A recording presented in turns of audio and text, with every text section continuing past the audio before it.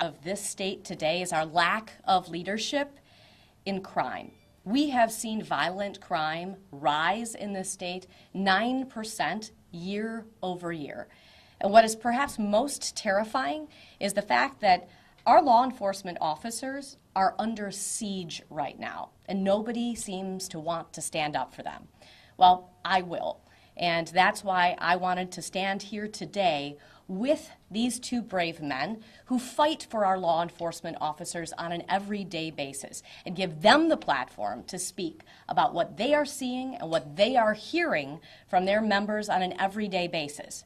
Because when we have 3 law enforcement officers shot within the last 2 weeks in Milwaukee, we need to stand up and say it is unacceptable.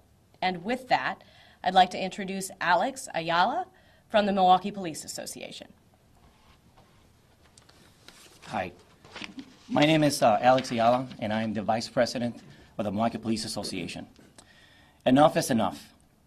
How many more citizens have to get victimized, and how many more police officers have to get shot in our city before something is done about our current low bail crisis? Currently, when bail is set, it is to assure that the defendant appears in court. We want for judges to equally weigh in the safety of the public, the severity of the crime, and the defendant's past criminal record when considering bail. This will ensure that violent criminals are not out committing more crimes and trying to kill our brave police officers while they're doing their jobs, or just enjoying a meal on their off day. Thank you. Thanks, Alex. I would like to now introduce Mark Seti from the Wisconsin Fraternal Order of Police. Mark? Thank you, Rebecca. Hello, everyone. I'm Mark Seti. I'm the Vice President of the Wisconsin Fraternal Order of Police. The Fraternal Order of Police is the largest law enforcement organization in the United States, representing over 354,000 officers nationwide. Here in Wisconsin, we have over 2,500 members in the Fraternal Order of Police that we represent as well. And we stand behind Alec and Rebecca on their comments on what's going on with low bail and some of the problems happening today with crime. It is absolutely out of control. Our cities are war zones, and our officers are paying the price. We do need reform. We do need a system where people are held accountable. We have unfortunately seen very tragic events here in Wisconsin last year and this year with people that have been released on little or no bail, and they're back out in the communities committing crimes, terrorizing our communities, and continuing to victimize people. And we need to take back control and get our streets back to make our communities safer. The Fraternal Order of Police endorses Rebecca Kleefisch in her run for governor because one of her pillars is public safety. We cannot have a prosperous state unless we have a safe place to live. So I thank you for your time, and I turn it back over to Rebecca. Thank you very much.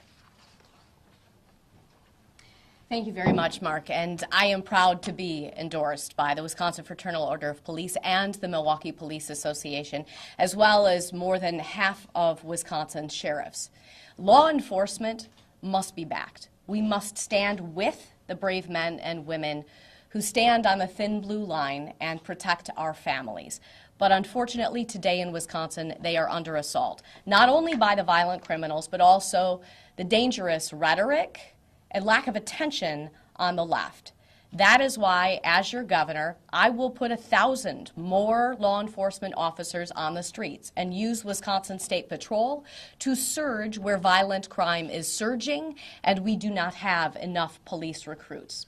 It is also why, per the mentions from both of the gentlemen, we will make sure that we have comprehensive bail reform. If it takes going all the way to the Constitution, we will do it because we must have consideration for far more than what our district attorneys and our judges are considering now. Because today, particularly in Milwaukee County, we are seeing violent criminals with rap sheets a mile long being let go to further terrorize our communities. And you need to look no further than law enforcement itself. When you honestly can say that there are 3 law enforcement officers shot in 2 weeks, you know you have a problem. That is also why we need to appoint law and order, constitution-based judges in the state of Wisconsin. And also why, as your governor, I will fire District Attorney John Chisholm. The Milwaukee Police Department works incredibly hard to investigate crimes and then refer charges to the Milwaukee County District Attorney's Office. When they refer 10 felony charges and the DA's office charges only 4 of them, we have a problem. When we see violent criminals let back out onto the streets and one of them mows down a Waukesha Christmas parade, we have far more than a problem. And this problem needs to end. And in my administration, it will. Thank you, and with that, I open it up to any questions. What does low bail reform actually look like under Rebecca Kleefisch administration?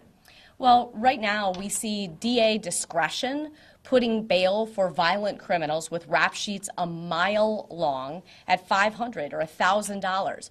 In many cases, we need to take away that district attorney discretion and judicial discretion in some cases where you are not seeing the true sense of the law being enforced. I think we can probably all agree that Darrell Brooks should not have had the type of low bail that he did. If you take a look at the police shootings, and if you take a look at some of the very recent cases, a murder in Milwaukee, where you had someone let go on a DV and he was back out and committed another crime, killing a woman, these bails are far too low.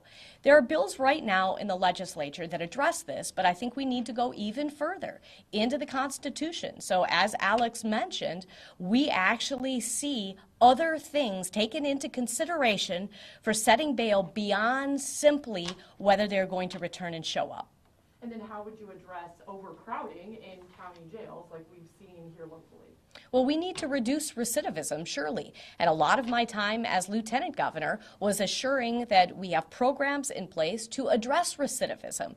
When you have a 40% recidivism rate and you know that education behind bars assures that you reduce recidivism by 45%, you know that you can be smarter about things. But what we're seeing from Tony Evers is being dumber about things. You know, he has all this federal COVID money at his sole discretion, and rather than spend it on making sure that we have enough cops to police our streets and keep people safe, which we know they want to be. One of the chief issues in this Milwaukee mayor's race right now is people feeling unsafe and wanting a crackdown on violent crime. But when he instead spends his federal COVID money on things like a medical research study rather than putting law enforcement officers on the streets to protect people, we got a problem.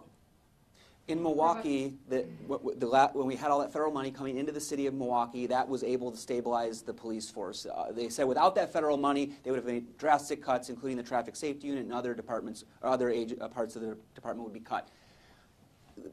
Mayor Barrett and others, former Mayor Barrett and others, have said shared revenue is the big problem. They blame you, they blame the Walker administration for cutting shared revenue to Milwaukee. What would you do to increase funding to them, and what do you say when they continue to bring up the issue of raise the shared revenue coming into Milwaukee? It's very important here to not be naive. Money is fungible, and this is about priorities. Mayor Barrett has not prioritized the safety and security of the people of Milwaukee, which has led us to 2 years of violent crime raging in the streets of this city. Shared revenue is what it is, certainly, but we also allow a mayor and a common council discretion in their own budget. The state does not determine it. When they get shared revenue, they can make choices. And if I were them, I would choose the safety and security of the families in their constituencies over their pet projects. Are there any pet projects that you can point out that you say this would be a good place to cut right here?